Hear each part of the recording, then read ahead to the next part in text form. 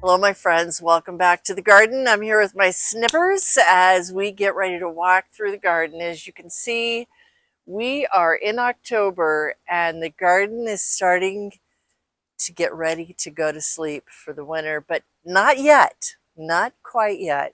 So let's take a look and see what's still working and happening. And as we get ready to say goodbye, we're doing a lot of harvesting. I've got Ed behind the camera. Say hello, Ed. Hello, Ed. No, yeah, whatever. Okay. we So where do I begin? Let's begin just by walking through here. There's so many things that I keep my snippers in my hands at all times because I'm constantly snipping this time of year. But as I'm snipping, and here's the thing I really want to bring home today, is stop and enjoy.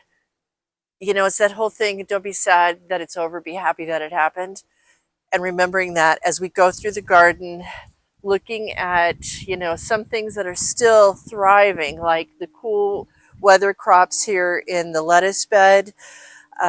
They've been eaten up a little by some little critters, but other than that, we've been getting salads every night for dinner, and that has been awesome. Look at this just happened. I mean, you talk about things. The pineapple sage just started blossoming here in the last couple of days, and it is thriving. I got to figure out what I'm going to do with this because I love pineapple sage. So I've got to figure out how I'm going to, you know, we've been doing a lot of harvesting. Ed made his great chili, just did up a bunch of batches. How many batches did you make up of chili, Ed? Well, we only made two, but it made Well, I about know, but it made how many? 15 servings 15 that you'll dinners. have over the winter. And you know what's really interesting is, like, you look at some flowers like these black-eyed Susans that are done, but others are still just thriving.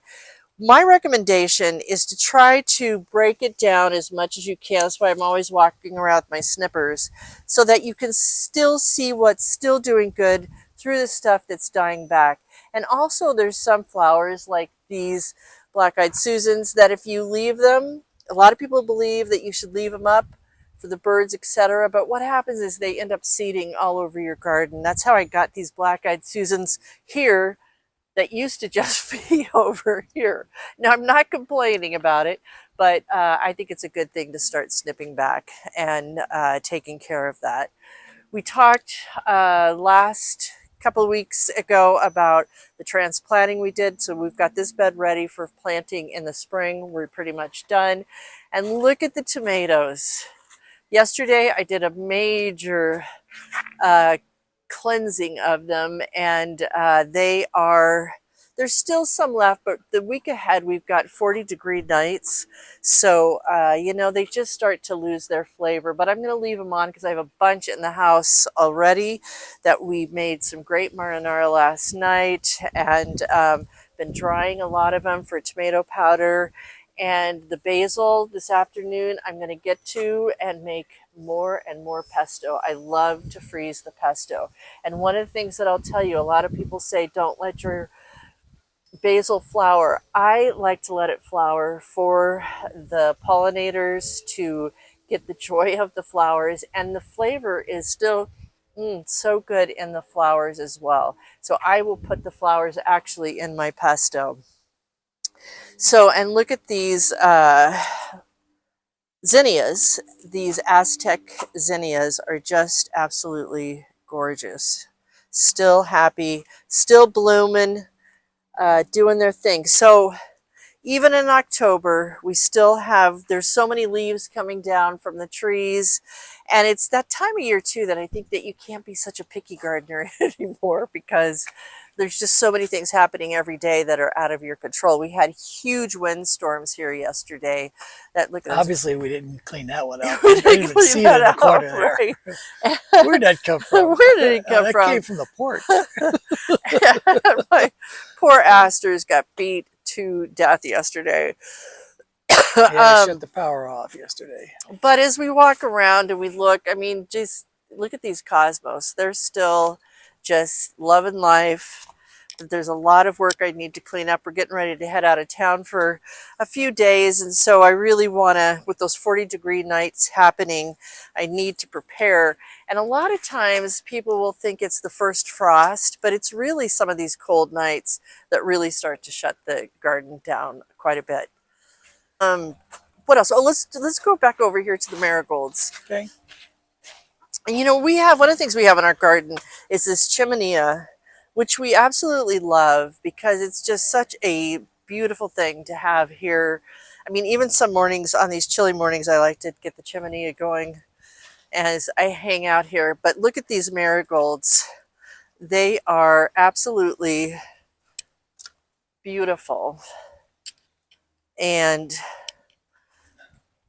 these are the African marigolds. They really just are starting to, I grew these from seed. These I had gotten as plants, but these I grew as seeds.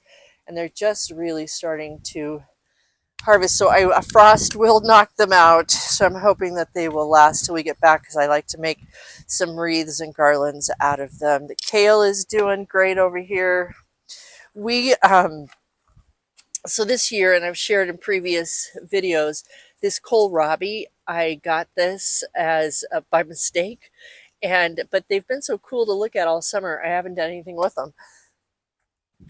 So, you know, I don't know what's going to happen to the kohlrabi. Over here in the flower bed, look at this verbena is just hanging on.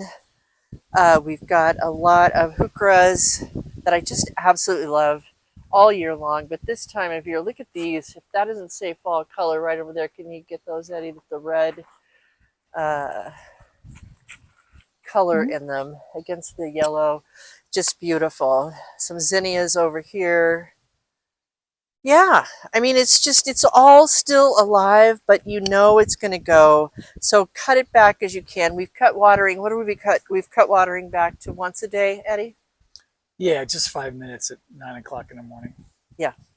So I think that's been good. We've had some rain, and that's been good as well. What's your feelings this time of year, Eddie, as we go through the garden? I'm glad the 95-degree days are over.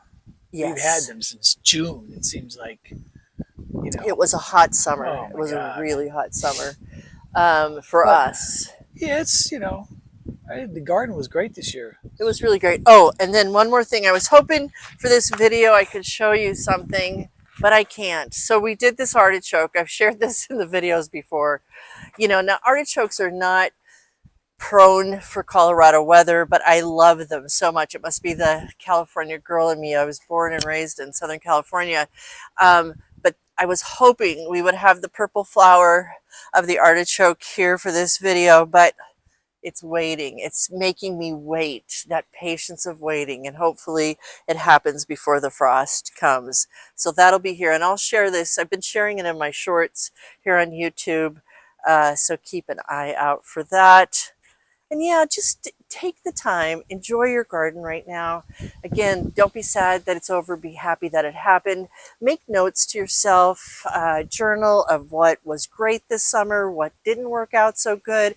I mean, I had a major issue with my zinnias across the way. These zinnias did good, which is why I'm going to do a zinnia bed there. And, but just so many things that went right, remembering what went right, remembering what went wrong so that you can fix it for next year. Because there's always next year, right, Eddie? Yes, there is. Yes, there is. And there's a lot of planting over the winter. And a lot of planning over the winter. I'm already cooking up some ideas, and I look forward to sharing more before the season ends.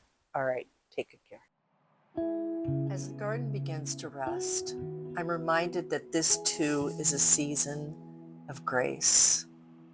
The blooms have done their work. The tomatoes have done so much work, hundreds of tomatoes.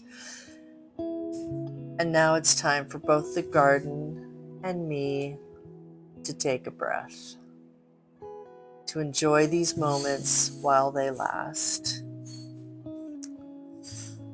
While Ed and I are off exploring the Pacific Northwest, which we're headed towards, discovering new gardens, coastal towns, and quiet places just reminds me of how beauty keeps showing up in every landscape. The spirit of my garden travels with me in the rhyme of the tides and the curve of a leaf. Oh, the beautiful colors in the flowers. I'm especially grateful for all those who came into my garden this summer. So many special people and so many helping hands along the way.